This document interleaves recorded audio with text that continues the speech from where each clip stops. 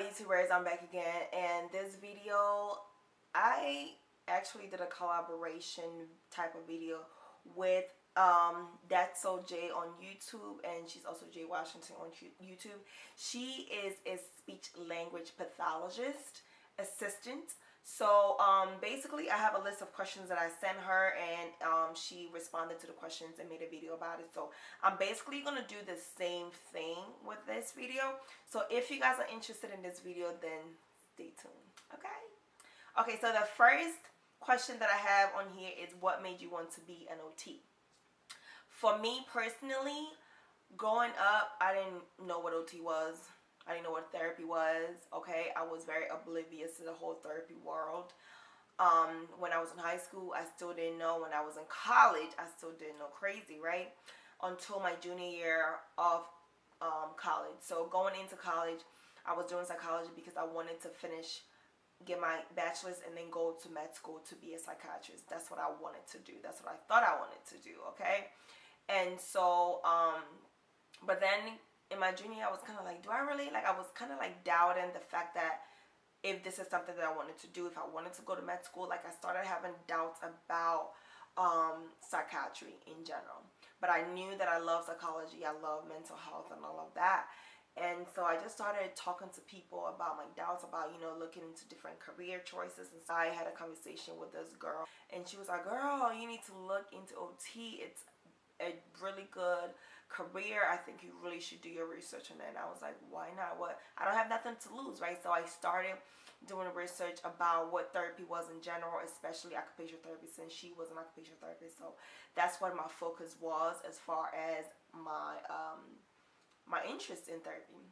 So I started doing my research, and then I realized that this is really cool. Like, I just love the whole concept about rehabbing and habilitation.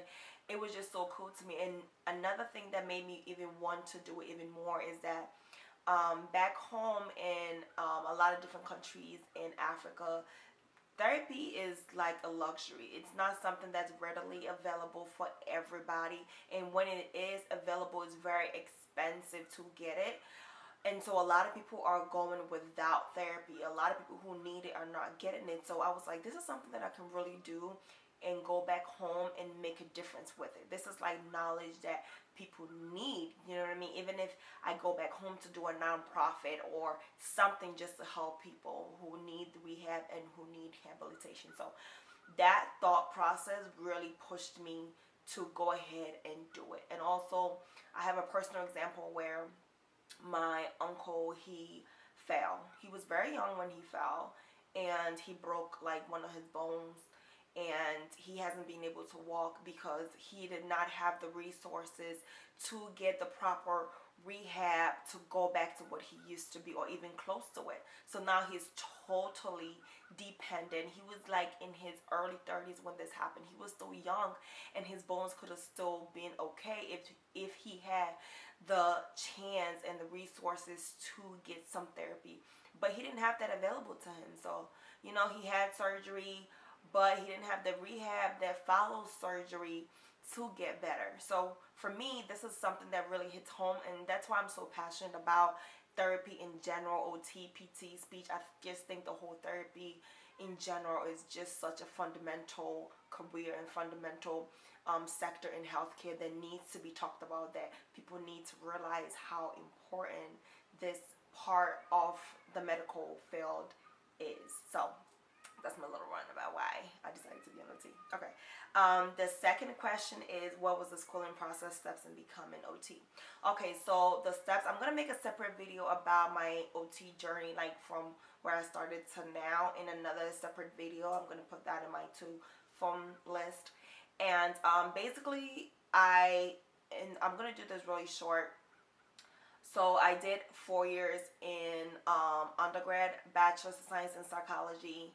And then in my junior year, when I decided that I wanted to be an OT, I basically looked up what the requirements were for OT, and I realized that I had to take some classes in order to apply for OT school. So I just started taking those prereqs classes, and you had to get a B or better in those classes. So stats, abnormal psychology, functional anatomy 1 and 2 with lab, and I think there's another lifespan development. I think that's what that was. So I took those classes, did really well in those classes, and then I also did my observations. Some schools want you to do it and some schools don't, but I feel like you should do it even though your school does not require you to do it, because it really does open your eyes to what therapy really is. It gives you like a preview of what we do as therapists. So I did 2 settings. I did one with a hand therapist, and I did the second one as skilled nursing facility for my observation hours in order to get into T school. So I applied, got accepted into a T school, and then I went to a T school for 3 years. Okay, yeah, for 3 years. And then after graduating from a T school, during OT school, I did some field works as well, clinicals, level 1s and level 2s. And then once I graduated, I had to sit and take the boards to be licensed as an occupational therapist. Yes, that's like the really fast version of the schooling process and all of that.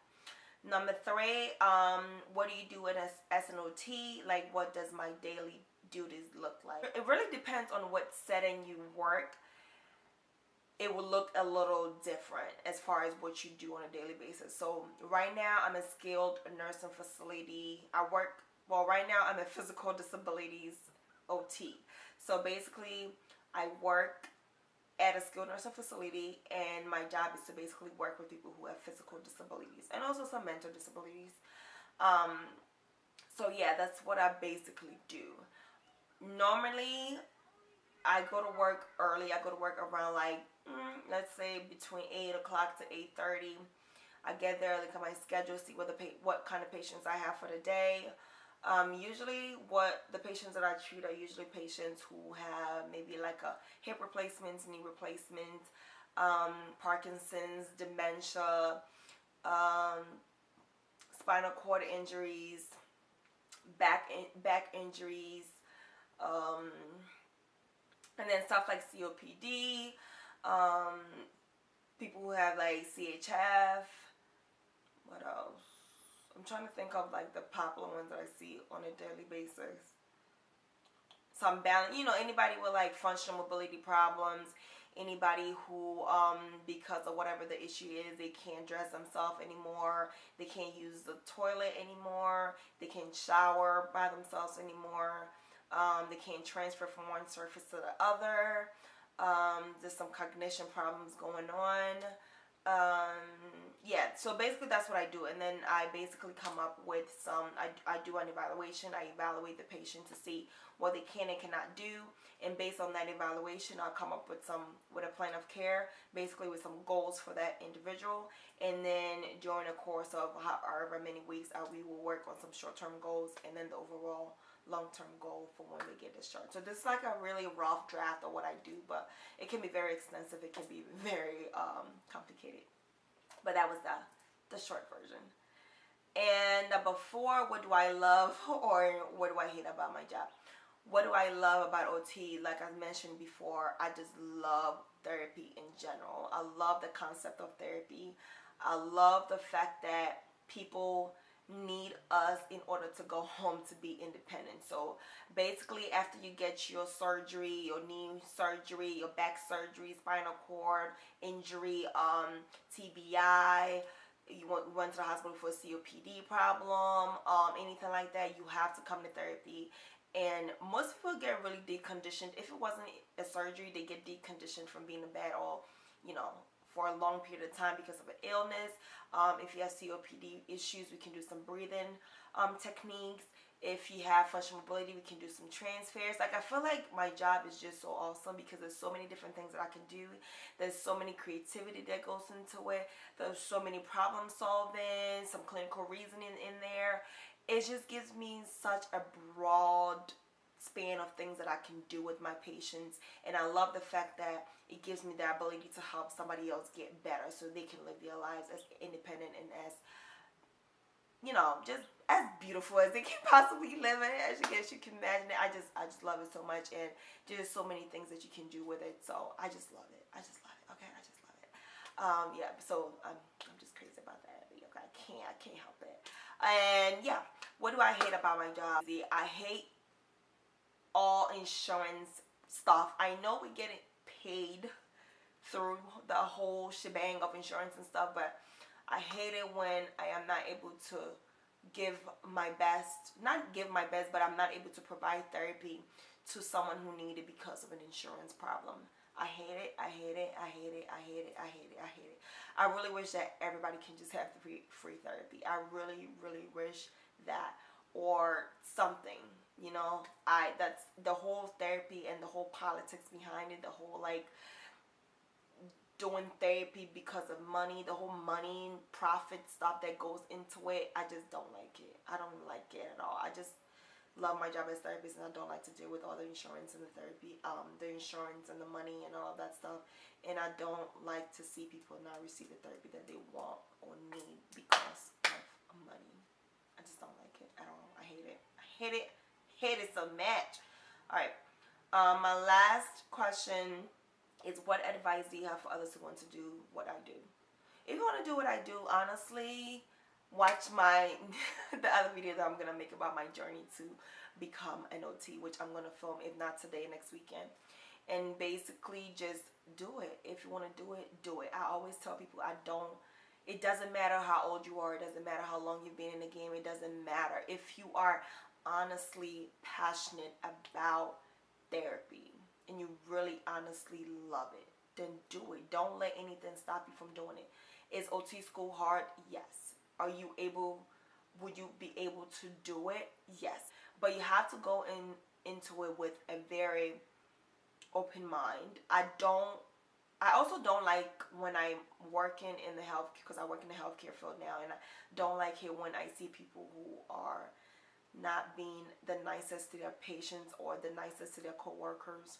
If you don't love your job as a healthcare professional, then don't be a healthcare professional. It's as simple as that. You have to have a certain kind of heart for people to do what I do, or to work in the medical field, period. You have to have empathy. You have to have sympathy. You have to be an open-minded person, a non-judgmental person.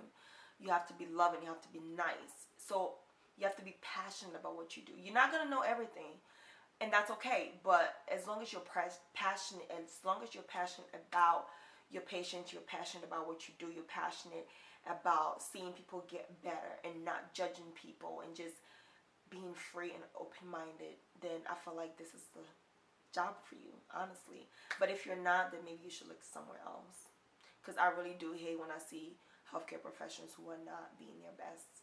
You're just being mean and nasty people. I hate it. I hate it so much. So yeah, that's the end of the video. I can really go on and on about all these questions because it can be so extensive. Okay, let me just shut up and make it as short as I can possibly make it. As always, make sure that you guys like, comment, and please subscribe, okay? And make sure that you follow me on Instagram. Let's be friends, okay? DM me, email me, all of that. Send me some love. Let's get to know each other off of YouTube. And yes, also Lovely OT and Lovely Names. And like I said, I want to start doing a lot more daily basis interactions on Instagram. So make sure that you follow me so you don't miss out over there, okay? Some Q&As and stuff like that. So yes. Thank you guys so much for watching, and I'll see you later. And make sure that you follow Miss J Washington on YouTube. I will leave her social media platform down below. And yeah, thank you guys so much for watching. I'll see you later. Bye.